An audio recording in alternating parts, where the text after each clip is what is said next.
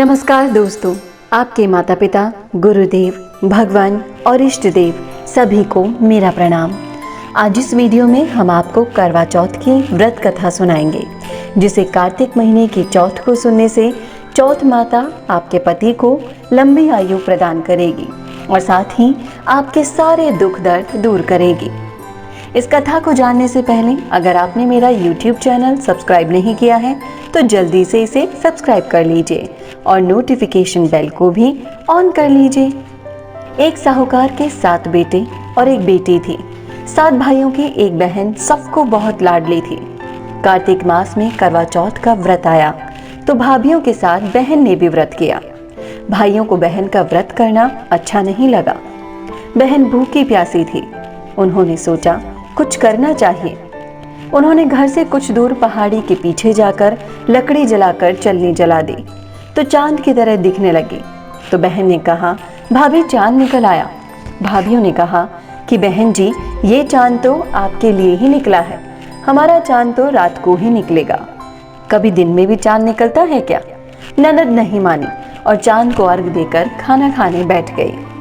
पहला घास खाने पर छींक आ गई, दूसरा घास खाया तो बाल निकल गया और तीसरा घास खाने पर ससुराल से बुलावा आ गया कि घर चलो, तुम्हारा पति बीमार है।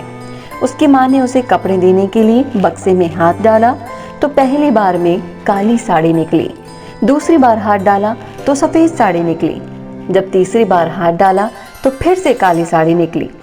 वो अपनी माँ से बोली कि माँ रहने दो, मैं ऐसे ही जा रही हूँ। उसकी माँ ने उसे एक सोने का सिक्का दिया और बोला, रास्ते में जो भी मिले सबके पैर लगते हुए जाना और जो सेल सपूती का आशीर्वाद दे दे उसे सिक्का देकर अपने पल्लू में गांठ बांध लेना। रास्ते में उसे बहुत से लोगों ने आशीर्वाद दिया, पर सेल सपूती का आशीर्वाद किसी ने भी नहीं दिया। वो अपने ससुराल पहुंच गई तो उसकी छोटी ननद दरवाजे पर ही खड़ी थी। उसने अपनी ननद के पैर छुए तो ननद ने उसे सेल सपूती का आशीर्वाद दिया।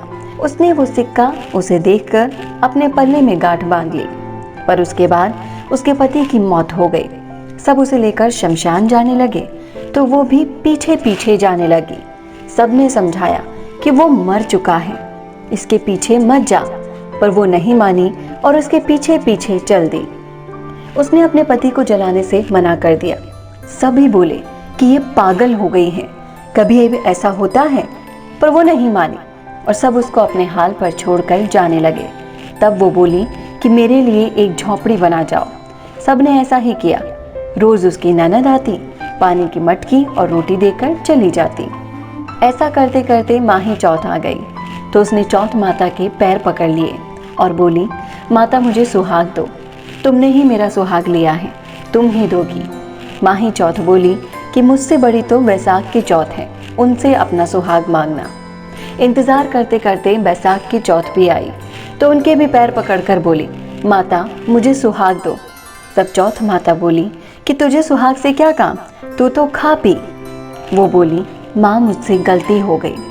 माता बोली, मुझसे बड़ी तो भादवे की चौथ है, उनसे ही मांगना। भादवे की चौथ आई तो उसने चौथ माता के पैर पकड़ लिए तो उनको दया आ गई और वो बोली, मेरे से तो बड़ी करवा चौथ आएगी, उनके पैर पकड़ लेना और बिल्कुल मत छोड़ना। वो सुहाग की सब चीज़ें मांगेगी और सारी सुहाग का सामान उसे बता दिया। इंतज़ार करते करते करवा चौथ भी आ गई। उसने माता के पैर पकड़ लिए और क्षमा मांगने लगी, पछताने लगी तो माता को बहुत गुस्सा आया। माता बोली, घड़ी बुखालू घड़ी पिसालू, तुझे सुहाग से क्या काम? दिन में चांद उगाने करवा ले, भाइयों की लाडली, तुझे सुहाग से क्या काम? वो रो रो कर विलाप करने लगी, माँ मुझे क्षमा कर दो। माता को दया आ गई। माता बोली, ला सुहाग का सामान ला, तो जो मांगा सब देती गई। तब माता ने कहा, तुझे कौन बता कर गया? तो उसने कहा, इस जंगल में मुझे कौन बताएगा, मेरा तो आपके अलावा कोई नहीं। माँ प्रसन्न हो गई। माता ने उसके पति पर छींटे दिए तो उसका पति जीवित हो गया। झोंपड़ी के लात मारी तो झोंपड़ी महल में बदल गई। घर धन धान्य से भर गया और चौथ माता उसे आशीर्वाद देकर चली गई। बाद में उसकी ननद पानी और रोटी लेकर आई तो वहाँ झोंपड़ी की जगह महल देखकर बहुत दुखी हो गई। भाभी ऊपर से सब देख रही थी तो उसे आवाज़ लगाई और ननद को भोजन कराया। और कहा, माँ से कहना हमें लेने आए। उसने जाकर सारी बात अपनी माँ को बताई तो सब गाते बजाते उसे लेने आ गए और सास बहू के पैरों में गिर गई और बोली कि बहू, तेरे ही भाग से आज मेरा बेटा जीवित हुआ है। बहू ने सास को उठाया और उनके पैरों में बैठ गई और बोली, माँ, ये सब आपका ही आशीर्वाद है जो आज मैं ये दिन देख पा रही हूँ।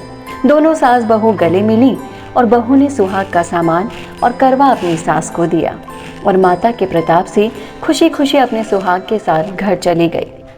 हे करवा चौथ माता, जैसे आपने उस बहू के पति की रक्षा की, उनके सारे दुख दर्द दूर किए, वैसे ही आपकी पूजा पाठ करने वाले, आपकी कथा सुनने वाले, आपका व्रत करने वाले सभी पर अपनी कृपा करना, उनके सारे दुख दर्द दूर करना।